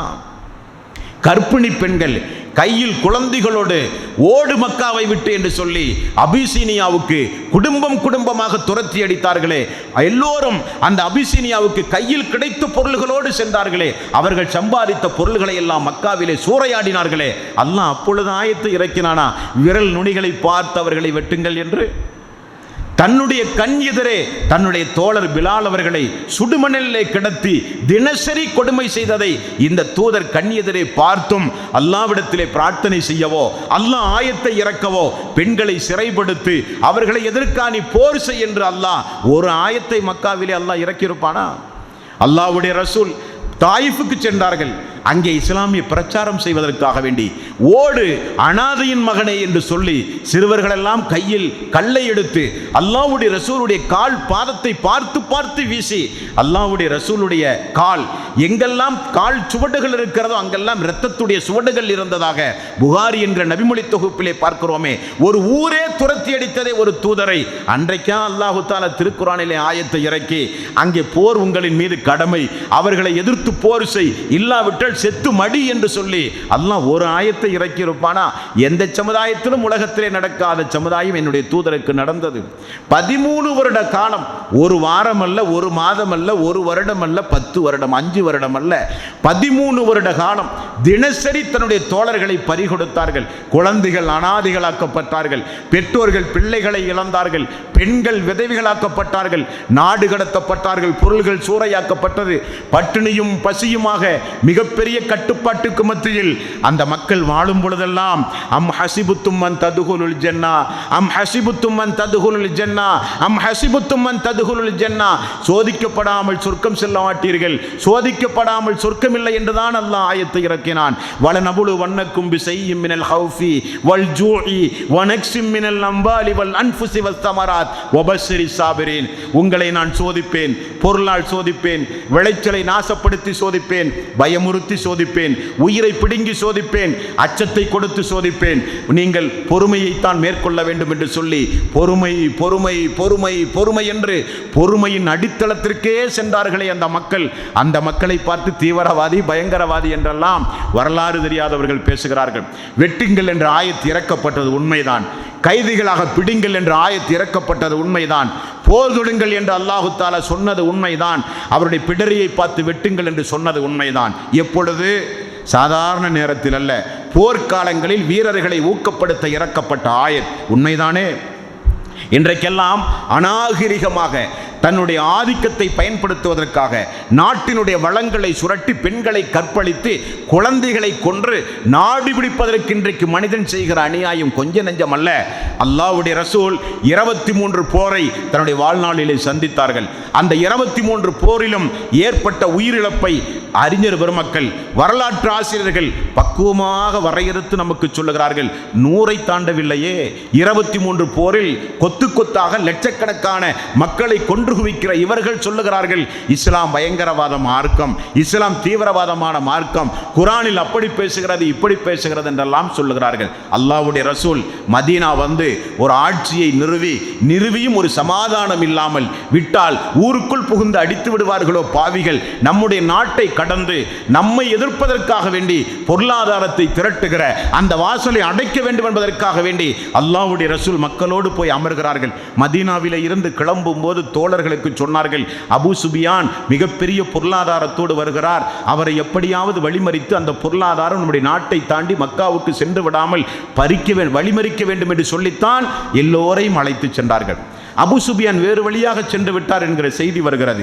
அதே நேரத்தில் மக்கத்து குறைஷிகள் 1000 பேரோடு வந்து அமர்ந்து கொண்டிருக்கிறார்கள் என்கிற செய்தியும் வருகிறது. அல்லாஹ்வுடைய ரசூலுக்கு அல்லாஹ் கட்டளையிடுகிறான், குத்திப அலைக்குமுல் கித்தால் வஹுவ குர்ருல் லஹும், அல்லாஹ் போர் செய்வதையே உங்களுக்கு கடமையாக்குகிறான். வாஸா அன் தக்ரஹு ஷையன் வஹுவ கைருல் லக்கும், நீங்கள் ஒன்றை வெறுக்கலாம் ஆனால் அதில் நன்மை இருக்கும். வாஸா அன் துஹிப்பு ஷையன் வஹுவ ஷர்ருல் லக்கும், நீங்கள் ஒன்றை நன்மை என்று நினைக்கலாம் அதில் தீமை இருக்கும், தீமை என்று நினைக்கலாம் அதில் நன்மை இருக்கும். அல்லாஹ்வே அறிந்தவன் என்று சொல்லி அல்லாஹ் ரப்பல் ஆலமீன் தொடர்ந்து அல்லாஹ்வுடைய ரசூலுக்கு ஆயத்தை இறக்குகிறான். 8வது அத்தியாயத்தின் 7வது வசனம், வத்தவத்தூன அன் கைர ذات ஸௌகதி தகூனு லக்கும் வ யுரீதுல்லாஹு அன் யுஹிக்கல் ஹக்க பிகலிமாத்திஹி வ யக்தா தாபிரல் காஃபிரின். ஆயுதம் இல்லாத வியாபார கூட்டத்தை வழிமறிக்க வேண்டும் என்று நீங்கள் விரும்பினீர்கள், ஆனால் அல்லாஹ் என்ன விரும்புகிறான் தெரியுமா? உண்மையை நிலைநாட்டி அசத்தியத்தை வேறறுக்கவே அல்லாஹ் விரும்புகிறான். ஆகவே அல்லாஹ் உங்களின் மீது போரை கடமையாக்கி விட்டான் என்று அல்லாஹ் சொல்லுகிறான். எதிரி கூட்டத்தை சந்திக்கவா அல்லது அபூ சுபியானை துரத்தவா என்கிற ஆலோசனை நடந்து கொண்டிருக்கும் போது ஆலோசனை அல்லாஹ் கையில் எடுத்து அல்லாஹ் முடிவை சொல்கிறான். நீங்கள் இப்படி ஆலோசனை செய்கிறீர்கள், ஆனால் அல்லாஹ் விரும்புவது வேறொன்று என்று சொல்லி அல்லாஹ் போரை கடமையாக்கி விட்டான். அந்த அபூஜகளுடைய தலைமையில் வந்த படையை விடாதீர்கள், போர் செய்யுங்கள். அல்லாஹ் உண்மையை நிலைநாட்டவே அல்லாஹ் விரும்புகிறான், அசத்தியத்தை வேறறுக்கவே அல்லாஹ் விரும்புகிறான். இணை வைப்பாளர்களை இந்த பூமியில் நடமாட விடாதீர்கள் என்று சொல்லி அல்லாஹு தஆலா ஆயத்தை இறக்கியவுடன் ரசூல் ஸல்லல்லாஹு அலைஹி வஸல்லம் ஆலோசனை செய்கிறார்கள். யாரிடத்திலே ஆலோசனை செய்கிறார்கள்? முஹாஜிர்களிடத்தில் அல்ல, மக்காவாசிகளிடத்தில் அல்ல. மக்காவாசிகள் எப்பொழுதும் தாக்குதல் தொடுத்துக்கிற சிந்தனையிலேயே இருப்பார்கள். காரணம், அவ்வளவு பெரிய இழப்பை சந்தித்த மக்கள். அந்த மக்கள் மதீனாவாசிகளோடு ஆலோசனை செய்கிறார்கள். அன்சாரி தோழர்களோடு அல்லாஹ்வுடைய ரசூல் ஆலோசனை செய்கிறார்கள். அன்சாரி தோழர்களோடு நபிகள் நாயகம் ஸல்லல்லாஹு அலைஹி வஸல்லம் அவர்கள் ஆலோசனை செய்யும் போதுதான் அந்த ஆலோசனையில் அல்லாஹ்வுடைய ரசூலுடைய சபையில் அந்த ஆலோசனையில் அன்சாரி தோழர்கள் சொன்ன செய்தி முத்தாய்ப்பான செய்திகள் எல்லாம் சம்பவங்கத்திலே உண்டு. ஏன் அல்லாஹ்வுடைய ரசூல் ஆலோசனை செய்தார்கள்? என்ன காரணம்? நாளை தினம் போர் நடக்கப் போகிறது, எல்லோரும் போருக்கு வந்தே தான் ஆக வேண்டும் என்று அல்லாஹ்வுடைய ரசூல் ஏன் உத்தரவு பிறப்பிக்கவில்லை என்று சொன்னால், மதீனாவிலே இருந்து புறப்படும் போது மக்களை போருக்கென்று அழைக்கவில்லை. அபூ சுபியானுடைய அந்த வணிக கூட்டத்தை வழிமறைக்கத்தான் நாம் அழைத்தோம். வந்த இடத்தில் அல்லாஹு தஆலா ஆயத்தை இறக்கிவிட்டான். ஆகவே ரசூல் ஸல்லல்லாஹு அலைஹி வஸல்லம் தனது நிலைமையை அல்லாஹ்வுடைய ரசூல் விளக்குகிறார்கள். ஒன்று. இரண்டாவது, நான் ஆரம்பத்தில் சொன்னதைப் போல அந்த மக்கள் அல்லாஹ்வுடைய ரசூலிடத்தில் என்ன வாக்கு கொடுத்தார்கள், என்ன ஒப்பந்தம் நடந்தது? மதீனாவுக்குள் வைத்துத்தான் அல்லாஹ்வுடைய ரசூலை உங்களை நாங்கள் பாதுகாக்க முடியும், மதீனாவுக்கு வெளியில் வைத்து உங்களை பாதுகாக்க முடியாது என்கிற அக்கபா உடன்படிக்கையும் ஒரு காரணம். உடனே ரசூல் ஸல்லல்லாஹு அலைஹி வஸல்லம் அந்த அன்சாரி தோழர்களை பார்த்து கேட்கிறார்கள். அன்சாரி தோழர்களில் அல்லாஹ்வுடைய ரசூல் உருவாக்கிய அன்சாரி தோழர்களில் ஸஅத் இப்னு உபாதா ரலியல்லாஹு அன்ஹு அவர்கள் எழுந்து அந்த நேரத்தில் அல்லாஹ்வுடைய ரசூலிடத்திலே சொல்கிறார், யா ரசூலல்லாஹ், எங்களை பார்த்து எங்களுக்காக வேண்டிய இந்த ஆலோசனை கூட்டம் நடந்ததாக நாங்கள் அறிகிறோம். நாங்கள் எல்லாம் அன்சாரி தோழர்கள், உங்களிடத்திலே வாக்கு கொடுத்தது உண்மைதான், அக்கபாவில் உடன்படிக்கை நடந்தது உண்மைதான், ஆனால் அல்லாஹ் என்ன சொல்கிறான் என்று கேட்டார்கள். அல்லாஹ் இதைத்தான் விரும்புகிறான் என்று சொன்னார்கள். உடனே அந்த உபாதா இப்னு சாபித் ரலியல்லாஹு அன்ஹு ஸஅத் இப்னு உபாதா அவர்கள், யா ரசூலல்லாஹ், எழுந்திருங்கள், கட்டளையிடுங்கள், கடலுக்குள் குதிரையை செலுத்த வேண்டுமென்று நீங்கள் விரும்பினாலும் நாங்கள் அனைவரும் அதை செய்ய தயார் என்று சொன்னார். மிக்தாத் ரலியல்லாஹு அன்ஹு அவர்கள் எழுந்தார்கள். யா ரசூலல்லாஹ், எங்களை என்ன நினைத்தீர்கள்? மூசா அலைஹிஸ்ஸலாத்து வஸ்ஸலாம் அவர்களுடைய சமுதாயம் மூசா அலைஹிஸ்ஸலாத்து வஸ்ஸலாம் அவர்களை பார்த்து இப்படி சொன்னது, மூசாவே, ஃபத்ஹப் அன்த வ ரப்புக ஃபகாத்தில இன்னஹா உனா காயிதூன், நீயும் உம்முடைய இறைவனும் சென்று போர் செய், நாங்களெல்லாம் போருக்கு வர முடியாது என்று சொல்லி மூசாவுடைய சமுதாயம் மூசாவை பார்த்து சொன்னதைப் போல நாங்கள் சொல்லுவோம் என்று நினைத்தீர்களா? யா ரசூலல்லாஹ், அல்லாஹ்வுடைய ரசூலே, அப்படி அல்ல. உங்களுடைய வலதும் இடதும் முன்னும் பின்னும் நின்று கொண்டு உங்களுக்கு பக்கபலமாக நாங்கள் நிற்போம் யா ரசூலல்லாஹ் என்று சொன்னவுடன் அல்லாஹ்வுடைய ரசூலுடைய முகத்தில் மிகப்பெரிய மகிழ்ச்சி ஏற்பட்டது. அதற்கு பிறகு ரசூல் ஸல்லல்லாஹு அலைஹி வஸல்லம் பத்ரை சந்திப்பதாக முடிவு செய்தார்கள். மக்கள் மத்தியிலே வீர உரை நிகழ்த்தினார்கள். அல்லாஹ்வுடைய ரசூல் பயணமானார்கள். பயணம் தொடர்ந்தது. குறிப்பிட்ட ஒரு இடத்திலே போய் அல்லாஹ்வுடைய ரசூலும் போய் அமர்ந்தார்கள். அதற்குள் அந்த குறைசிகளுக்கு தகவல் போனது, பத்திரமாக பொருள் வந்துவிட்டது, வீண் வம்புக்கு முகமதிடத்திலே செல்ல வேண்டிய அவசியமில்லை, பொருளை பாதுகாக்கத்தானே வந்தீர்கள், பொருள் வந்துவிட்டது, திரும்ப வாருங்கள் என்று சொல்ல அதை மறுக்கிறான் அபூஜஹில். அபூஜஹில் எழுந்து வீரவசனம் பேசுகிறான். நாம் 3 நாள் இந்த பத்ரிலே தங்குவோம், ஒட்டகங்களை அறுப்போம், மதுபானங்களை குடிப்போம், பெண்களை பாட விடுவோம், இதை முகமதுக்கு மிகப்பெரிய ஒரு அச்சுறுத்தலாக நாம் ஆக்கிவிட்டுத்தான் இங்கிருந்து நாம் செல்லுவோம் என்று சொல்லி மக்கள் மத்தியிலே வீராவசனம் பேசி மக்களுடைய மூளையெல்லாம் மூளைச்சலவை செய்கிறான் அபூஜஹில். ஒரு புறம் அவர்கள் எத்தனை பேர் வந்திருக்கிறார்கள் என்பதை அல்லாஹ்வுடைய ரசூல் கணக்கிடுவதற்காக வேண்டி 2 நபர்களை அல்லாஹ்வுடைய ரசூல் அனுப்புகிறார். அலி ரலியல்லாஹு தலைமையில் ஒரு கிணற்றுக்கு அருகில் அவர்களுக்கு தண்ணீர் எடுத்து வருவதற்காக வேண்டி வந்த ஒரு குறைசி சிறுவனை ரசூல் ஸல்லல்லாஹு அலைஹி வஸல்லம் உளவு படையினர் அலி அவருடைய தலைமையில் பிடித்து விடுகிறார்கள். அல்லாஹ்வுடைய ரசூலிடத்திலே கொண்டு வந்தார்கள். அவர்களை அடிக்கிறார்கள். அவர்கள் எத்தனை பேர் வந்திருக்கிறார்கள் என்று கேட்கிறார்கள். அந்த சிறுவனுக்கு சொல்ல தெரியவில்லை. மீண்டும் மீண்டும் அடிக்கிறார்கள். அல்லாஹ்வுடைய ரசூல் அந்த சிறுவனை எனக்கு அருகிலே அழைத்து வாருங்கள் என்று சொல்ல அந்த சிறுவன் வருகிறான். சரி, அது போகட்டும், ஒரு நாளைக்கு உணவு உண்ண அவர்கள் எத்தனை ஒட்டகங்களை அறுக்கிறார்கள் என்று கேட்டார்கள். அதுவா, அது 2 ஒட்டகம் அறுக்கிறார்கள் என்று சொன்னார்கள். 2 ஒட்டகம் அல்ல, 10 ஒட்டகம் அறுக்கிறார்கள் என்று சொன்னார்கள். அவனை விட்டு விடுங்கள் என்று அல்லாஹ்வுடைய ரசூல் சொல்லி, ஒரு ஒட்டகம் அறுத்தால் 100 பேர் உண்ணலாம், 10 ஒட்டகம் அறுத்தால் 1000 பேர் அங்கே உண்டு என்றார்கள் அல்லாஹ்வுடைய ரசூல். 1000 பேரை எதிர்த்து நாளைய தினம் நாம் போர் செய்ய வேண்டி இருக்கிறது என்று சொல்லி ரசூல் ஸல்லல்லாஹு அலைஹி வஸல்லம் அந்த பத்ர் என்கிற அந்த இடத்தில் வைத்து ஒரு குறிப்பிட்ட இடத்தை அந்த இரவே அல்லாஹ்வுடைய ரசூல் வஹிக்கு ஏற்ப இடத்தை சுட்டிக்காட்டி சொன்னார்கள். நாளைய தினம் குறைஷி தலைவர்கள் இந்த இடத்திலே வீழ்வார்கள், இந்த இடத்திலே வீழ்வார்கள், இந்த இடத்திலே வீழ்வார்கள் என்று சொல்லி ரசூலுல்லாஹி ஸல்லல்லாஹு அலைஹி வஸல்லம் ஒரு முன்னறிவிப்பு செய்கிறார். இரவில் எல்லோரும் உறங்குகிறார்கள் அல்லாஹ்வுடைய ரசூலை தவிர. இரவு முழுக்க ஃபஜ்ர் வரை ரசூல் ஸல்லல்லாஹு அலைஹி வஸல்லம் அவர்கள் கண் விழித்துக் கொண்டு பிரார்த்தனை செய்து கொண்டிருக்கிறார்கள். யா அல்லாஹ், நான் அழைத்து வந்து கொண்டிருக்கிற இந்த கூட்டம் மிகப்பெரிய பலகீனமான கூட்டம். ஆயுதம் இல்லை, ஆள்பலம் இல்லை, போர் தந்திரம் தெரியாது, எல்லோருக்கும் வயது வேற அதிகம், மாதமோ ரமலானுடைய மாதம், எண்ணிக்கையோ மிக மிக குறைவு. அல்லாஹ், இவர்களிடத்தில் ஆள்பலம் இல்லாவிட்டாலும், இவர்களிடத்தில் பொருளாதார பலம் இல்லாவிட்டாலும், இவர்களிடத்தில் ஆயுத பலம் இல்லாவிட்டாலும், இவர்கள் எண்ணிக்கையில் குறைவாக இருந்தாலும், இவர்களிடத்தில் வாகன பலம் இல்லாவிட்டாலும், இவர்கள் எண்ணிக்கையில் குறைவு, வயது அதிகமாகி தளர்ச்சியுடையவர்களாக இருந்தாலும், ரமலானுடைய மாசமாக இருந்தாலும், அல்லாஹ் இவருடைய உள்ளம் முழுக்க உன்னை நம்பிய கூட்டம் இந்த கூட்டம். இந்த கூட்டத்திற்கு நாளை தினம் நடக்கக்கூடிய போரில் நீ தோல்வியை கொடுத்தால் உன்னை வணங்க இந்த பூமியில் ஒரு மனிதன் கூட இருக்க மாட்டான் யா அல்லாஹ் என்று சொல்லி அல்லாஹ்வுடைய ரசூல் நபிகள் நாயகம் ஸல்லல்லாஹு அலைஹி வஸல்லம் கூடாரத்தில் அமர்ந்து அல்லாஹ்விடத்தில் அழுது தொழுது பிரார்த்தனை செய்கிறார்கள். அல்லாஹ்விடத்தில் அழுது தொழுது பிரார்த்தனை செய்வதை பார்த்து அபூபக்கர் சித்திக் ரலியல்லாஹு அன்ஹு அவர்கள் அல்லாஹ்வுடைய ரசூலுடைய கரத்தை பிடித்து, அல்லாஹ்வுடைய ரசூலே அழுகையை நிப்பாட்டுங்கள், அழுகையை நிப்பாட்டுங்கள் என்று சொன்னவுடன் அல்லாஹ்வுடைய ரசூல் சுஜூதிலே விழுந்து விடுகிறார். சுஜூதிலே இருந்து தலையை உயர்த்தி அல்லாஹ்வுடைய ரசூல் சிரித்துக் கொண்டே எழுகிறார். என்னுடைய ரப் எனக்கு ஒரு வாக்களித்து விட்டான், நிச்சயம் உங்களை நான் கைவிட மாட்டேன் என்று சொல்லி வாக்களித்து விட்டான் என்று சொல்லி அல்லாஹ்வுடைய ரசூல் 54வது அத்தியாயத்தின் 45வது வசனம், சயுஹ்ஸமுல் ஜம்உ வயுவல்லூன துபுர், அவர்கள் நிச்சயம் இந்த குண்ட நாளை நடக்கக்கூடிய போர்க்களத்தில் தோற்கடிக்கப்படுவார்கள், புறங்காட்டி அவர்கள் ஓடப்படுவார்கள் என்கிற வசனத்தை ஓதிக்கொண்டே ரசூல் ஸல்லல்லாஹு அலைஹி வஸல்லம் கூடாரத்தை விட்டு வெளியே வந்தார்கள். வெளியே வந்தால் அல்லாஹு தஆலா மிகப்பெரிய ஒரு கிருபையை அல்லாஹ்வுடைய ரசூலுக்கு முதலில் செய்கிறான். 8வது அத்தியாயத்தின் 43வது வசனம், இது யுரீக்கஹுமுல்லாஹு ஃபீ மனாமிக்க கலீலன் வலவ் அராக்கஹும் கஸீரன் லஃபஸில்தும் என்று அல்லாஹ் ஒரு ஆயத்தை இறக்குகிறான். நபியே, எதிரிகளுடைய கூட்டத்தை உங்களுடைய கண்களுக்கு, உங்களுடைய கண்ணுக்கு மட்டுமல்ல உங்களுடைய தோழருடைய கண்ணுக்கே நான் குறைவாக காண்பித்தேன் என்று அல்லாஹ் சொல்கிறான். எதற்காக? ஒரு பலம் வர வேண்டும் என்பதற்காக நான் குறைவாக காண்பித்தேன். அது மட்டும் நான் செய்த நியாமத் அல்ல, அவர்களுக்கு என்ன செய்தேன் தெரியுமா? கது காணலுக்கும் ஆயத்துன் ஃபி அத்தைனில் தக்கல ஃபியத்துன் துகாத்திலு ஃபி சபீலில்லாஹ், எதிரிகளுடைய கண்கள் அவர்கள் உங்களை பார்க்கும்போது இருமடங்காகவும், நீங்கள் அவர்களை பார்க்கும்போது குறைந்த எண்ணிக்கையிலும் முதலில் நான் காண்பித்தேன். அது மட்டுமல்ல, இரவு நேரத்தில் நாளை தினம் ஒரு போர் நடக்கப் போகின்றது, என்னாகுமோ ஏதாகுமோ என்கிற ஒரு பதட்டம் இருந்தால் மனிதன் போர்க்களத்திலே சுறுசுறுப்பாக செயல்பட முடியாது.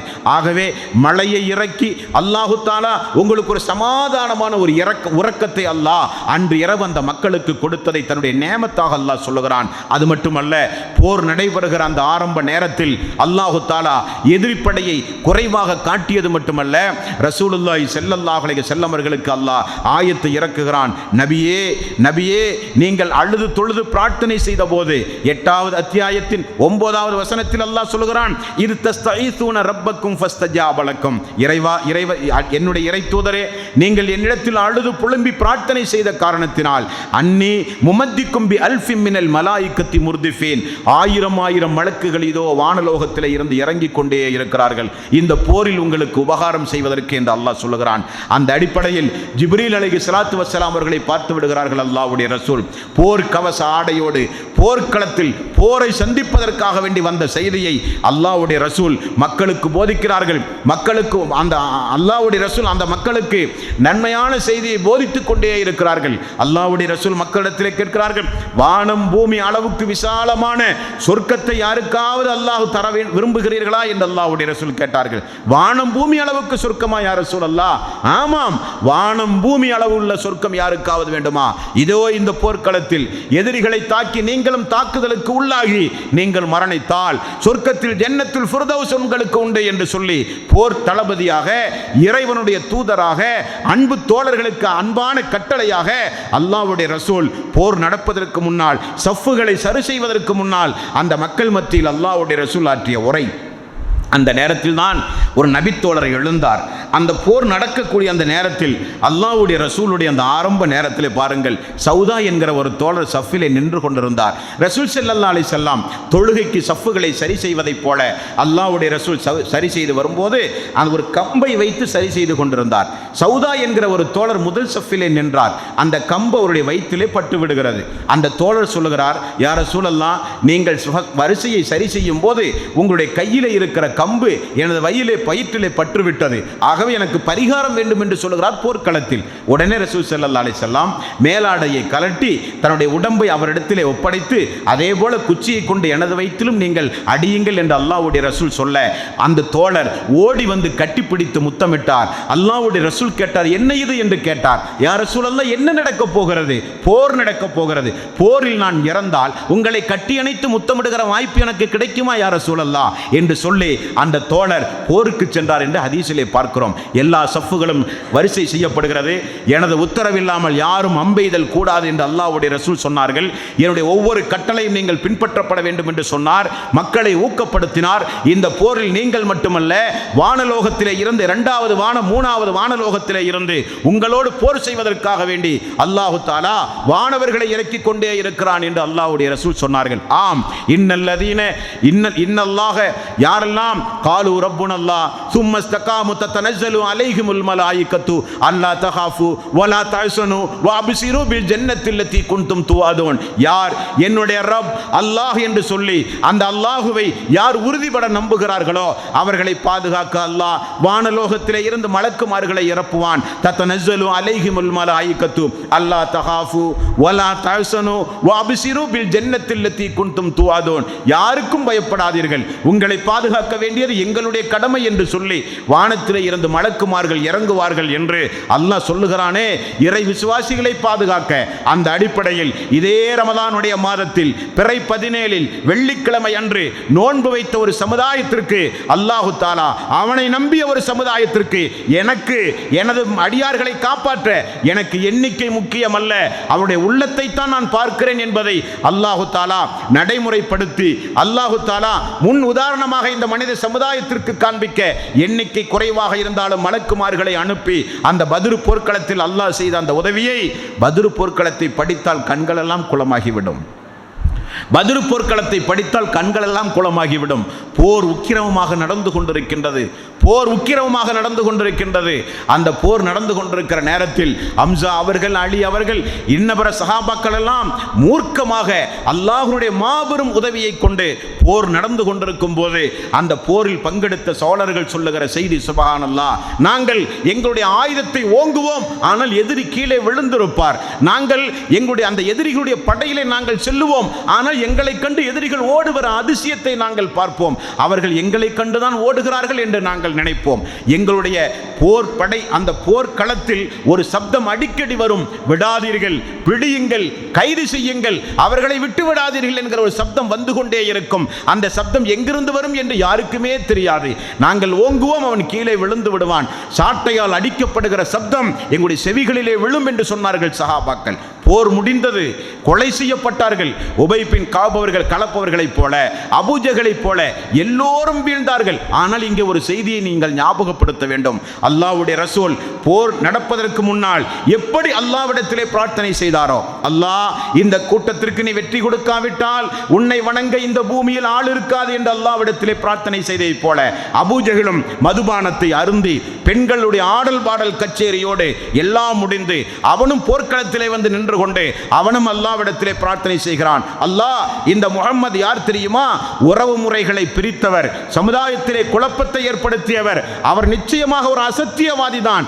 நீ உண்மையான இறைவனாக இருந்தால் எங்களுக்கு வெற்றி தந்து இந்த முஹம்மதை நீ தோற்கடிக்க வேண்டும் என்று சொல்லி அபூஜஹில் அல்லாஹ்விடத்திலே பிரார்த்தனை செய்கிறான் போர்க்களத்திலே வந்து நின்று கொண்டு. நம்முடைய இஸ்லாமிய சமுதாயத்தை காட்டிலும் அபூஜஹில் எவ்வளவோ தேவையில்லை. என்ன காரணம்? நம்முடைய சமுதாயம் எவ்வளவு கஷ்டங்கள் துன்பங்கள் வந்தாலும் அப்துல் காதர் ஜீலானியை தான் அழைப்பார்கள். ஆனால் அபூஜஹில் ஒருபடி மேலே போர்க்களத்திலே போய் நின்று கொண்டு, அல்லாஹ், இந்த பொய்யர் முகம்மதுக்கு எதிராக அவர் இந்த சமுதாயத்தில் ஏற்படுத்திய குழப்பங்களை எல்லாம் நீ பார்த்து கொண்டுதான் இருக்கிறாய், ஆகவே எங்களுக்கு நீ உதவி செய்ய வேண்டும் என்று அவனும் அல்லாஹ்வை அழைத்து பிரார்த்தனை செய்கிறான் என்று பார்க்கிறோம். போர் நடந்து கொண்டே இருக்கிறது. போர் நடந்து கொண்டே இருக்கிறது. வானவர்களெல்லாம் மிக கடுமையான அடிப்படையில் போரில் அல்லாஹ்வுடைய ரசூலுக்கும் சஹாபாக்களுக்கும் உதவி செய்து கொண்டிருக்கிறார்கள். போர் முடிந்தது, எல்லோரும் இறந்து போனார்கள். அல்லாஹ்வுடைய ரசூலுடைய சபையிலே பார்த்தால் முஹாஜிர்கள் மொத்தம் 8 பேர், அன்சாரி தோழர்கள் மொத்தம் 6 பேர், 14 பேர் இந்த தரப்பில் இறந்து போனார்கள். அந்த தரப்பில் 70 பேர்கள் இறந்து போனார்கள். குறைசி தலைவர்கள் எல்லாம் முக்கியமான தலைவர்கள் இறந்து போன அந்த நேரத்தில் இந்த பிலாலுடைய எஜமான் மட்டும் தப்பிப்பதை பிலால் அவர்கள் பார்த்து விட்டார்கள். அப்துர் ரஹ்மான் இப்னு அவுஃப் அவர்களுக்கு மிகப்பெரிய நெருக்கமானவர். அப்துர் ரஹ்மான் இப்னு அவுஃப் இந்த உமையாவை காப்பாற்றுவதற்காக வேண்டி எவ்வளவோ முயற்சி செய்தார்கள். இருந்தாலும் பிலால் அவர்கள் ஒரே வார்த்தை சொல்லிவிட்டார்கள், உமையா உயிரோடு இருக்கிற காலமெல்லாம் இந்த பிலாலுக்கு நிம்மதியா இல்லை என்று சொன்னார்கள். உடனே அன்சாரி தோழர்கள் திரண்டு போனார்கள், உமையாவை கொன்று விட்டார்கள். இந்த பத்ரு போரில் குறைசி தலைவர்கள் எல்லாம் வீழ்ந்தார்கள். வீழ்ந்தது குறைசி தலைவர்கள் மட்டுமல்ல, அவர்களுடைய ஆணவம், அவர்களுடைய அகம்பாவம், அவர்களுடைய அனைத்து வகையான தீய செயல்களும் அந்த பாலைவன பெருவீதியில் புதைக்கப்பட்டது. அதுவரை அந்த குறைசிகளுக்கு இறை செய்தி என்கிற அடிப்படையில் வானலோகத்திலிருந்து மட்டும்தான் அவர்களுக்கு அச்சமூட்டி எச்சரிக்கை வந்து கொண்டிருந்தது. பத்ரு போருக்கு பிறகு பூமியிலிருந்தும் அவர்களுக்கு மிகப்பெரிய அச்சுறுத்தல் அவர்களுக்கு வந்துவிட்டதை அவர்கள் புரிந்து கொண்டார்கள். இந்த பத்ரு போரில் அல்லாஹு தஆலா செய்த உதவியை அல்லாஹ் திருக்குர்ஆனிலே அடுக்கடுக்காக சொல்லுகிறான். போர் நடப்பதற்கு முன்னால் ஜிப்ரீல் அலைஹிஸ்ஸலாத்து வஸ்ஸலாம் அல்லாஹ்வுடைய ரசூலிடத்திலே வந்து ஒரு கட்டளை இட்டார். தூதரே, இந்த பூமியிலிருந்து ஒரு கைப்பிடி மண்ணை எடுத்து அந்த எதிரிகளுடைய அந்த அணியை நோக்கி நீங்கள் வீசுங்கள் என்று முதல் கட்டளை பிறப்பிக்கப்படுகிறது. அந்த அடிப்படையில் அல்லாஹு தஆலா சொன்ன அந்த கருத்தின் அடிப்படையில் ஜிப்ரீல் அலைஹிஸ்ஸலாத்து வஸ்ஸலாம் அவர்கள் சொன்னதற்கேற்ப அல்லாஹ்வுடைய ரசூல் ஒரு கைப்பிடி மண்ணை எடுத்து எதிரிகளுடைய அந்த முகத்திலே வீசுகிறார். எல்லோருடைய கண்களிலும் அந்த மண்ணு போய் விழுகிற அளவுக்கு, அவர்களுக்கு மிகப்பெரிய ஒரு பிரம்மை ஏற்படுகிற அளவுக்கு சூழ்நிலைகள் மாறிவிடுகிறது. அல்லாஹு தஆலா அவனுடைய அருள்மறையாம் திருமறை குர்ஆனிலே சொல்லுகிறான், தன்னுடைய முதல் நியமத்தாக சொல்லுகிறான், அல்லாஹு தஆலா இந்த உலகத்தில் எவ்வளவோ சிறிய சிறிய படைகளை கொண்டு பெரிய பெரிய படைகளை எல்லாம் அல்லாஹ் தோற்கடித்திருக்கிறான். கலீலத்தின் கலபத்து ஃபியத்தன் கசீரத்தன் பிஇத்னில்லாஹ். அல்லாஹு தஆலா எத்தனையோ சிறிய படைகளை கொண்டு பெரிய படைகளை தோற்கடித்ததை நீ பார்க்கவில்லையா என்று அல்லாஹ் சொல்லுகிறான். மேலும் அல்லாஹு தஆலா உங்களுக்கு வாக்களித்திருக்கிறான், இந்த கூட்டத்தில் நிச்சயமாக உங்களுக்கு வெற்றி கிடைக்கும் என்று அல்லாஹு தஆலா உங்களுக்கு வாக்களித்திருக்கிறான். எதிரிகளுடைய படையை உங்களுக்கு நிச்சயமாக குறைத்து காட்டியதையும் அவர்கள் பார்க்கும் பொழுது அந்த எதிரிகளுடைய கண்களுக்கு அதிகமாக தெரிந்ததையெல்லாம் அல்லாஹ் திருக்குர்ஆனிலே சுட்டிக்காட்டி, அல்லாஹ்வுடைய ரசூலே ஃபலம் தக்குலு தூகம் வலாக்கின் அல்லாஹ் கத்லஹும் வமா ரமைத்த இது ரமைத்த வலாக்கின் அல்லாஹ் ரமா. மண்ணை எடுத்து நீங்கள் வீசினீர்களே, அது நீங்கள் வீசவில்லை, நான் தான் வீசினேன். நீங்கள் அவர்களை கொல்லவில்லை, நான் தான் கொன்னேன். நீங்கள் சிறிய படையாக இருந்தீர்கள், உங்களுக்கு நான் தான் வெற்றியை தந்தேன் என்று சொல்லி அல்லாஹ்வுடைய ரசூல் அல்லாஹ் தஆலா அல்லாஹ்வுடைய ரசூலுக்கு ஆயத்தை இறக்குகிறான்.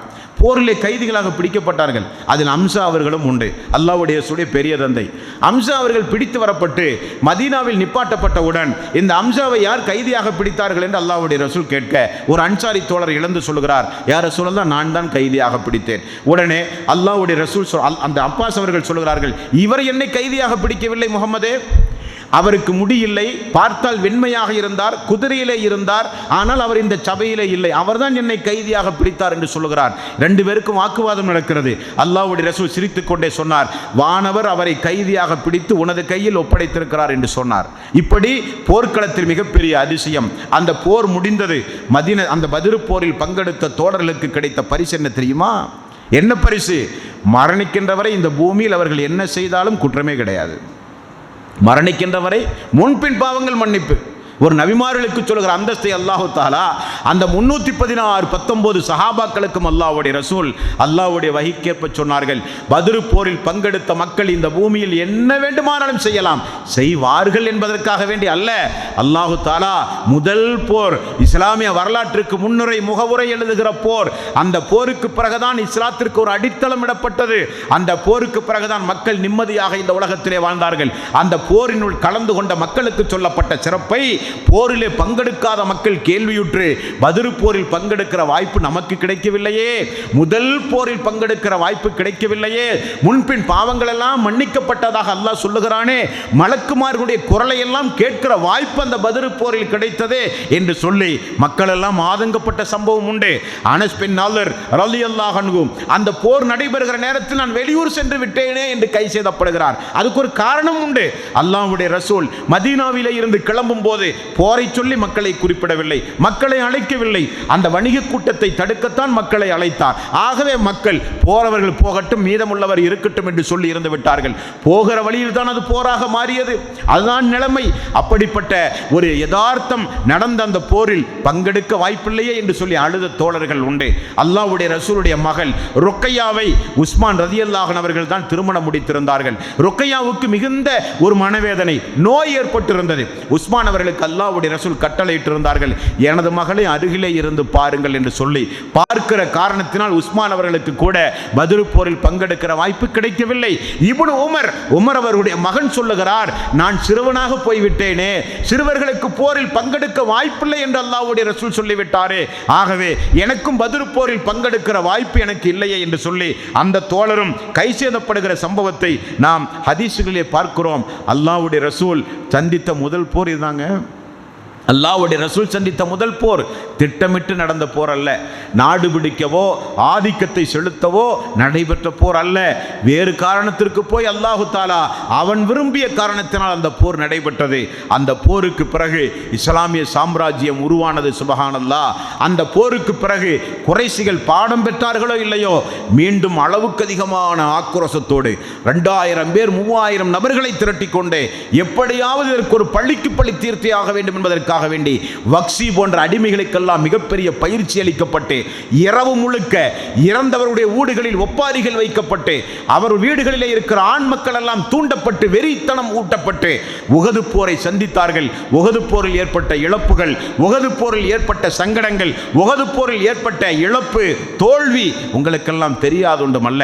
ஆக அல்லாஹ்வுடைய ரசூல் சந்தித்த இந்த ரமலானுடைய மாதத்தில் அல்லாஹ்வுடைய ரசூல் சந்தித்த முதல் போர் இந்த பத்ருடைய போர். அப்பொழுதுதான் அல்லாஹ் தஆலா போர் செய்ய அனுமதி கொடுக்கிறான். அதன் அடிப்படையில் மலக்குமார்களுடைய உதவியோடு அல்லாஹ்வுடைய ரசூலுக்கு அல்லாஹ் தஆலா கொடுத்த மிகப்பெரிய வெற்றிதான் இந்த பத்ர் போர். ஆகவே நாம் இந்த புனிதமிக்க ரமலானுடைய மாதத்தில் பிரார்த்தனை செய்யும் போது அடிக்கடி உங்களுக்கு நான் ஞாபகப்படுத்துவேன், அல்லாஹ் எங்களுக்கு முன்னால் இந்த உலகத்தில் ஏகத்துவத்தை நிலைநாட்ட இணை வைத்தலுக்கு எதிராக போராட்டங்கள் நிகழ்த்தி தௌஹீதின் அடிப்படையில் உயிர் வாழ்ந்து மரணித்த யாராக இருந்தாலும் சரி, அவர் வாழ்வை விசாலமாக்கி கபரில் சொர்க்கத்து காற்றை வீச செய்து கபரிலே சொர்க்கத்து ஆடை அவர்களுக்கு அணிவித்து கபரிலே அவர்கள் புதிய மணமக்களைப் போல உண்டு உறங்கி நல்ல நல்ல சந்தோஷமான வாழ்வை கபரிலே அவர்களுக்கு கொடியா அல்லாஹ், கபரை பிரகாசமாக்கியா அல்லாஹ், கபரை நல்ல விசாலமாக்கியா அல்லாஹ், மறுமையிலும் அவர்களுக்குரிய அந்தஸ்தோடு அவர்களை எழுப்பி கேள்வி கணக்கே இல்லாமல் சொர்க்கம் செல்லுகிற பாக்கியத்தை அவர்களுக்கு கொடுப்பது மட்டுமல்ல, அதே பாக்கியத்தை எங்களுக்கும் தாயா அல்லாஹ் என்று அழுது தொழுது பிரார்த்தனை செய்ய வேண்டும் என்று கேட்டுக்கொண்டு முடிக்கின்றேன். வாஹிரு தவானா அனில் ஹம்துலில்லாஹி ரப்பில் ஆலமீன்.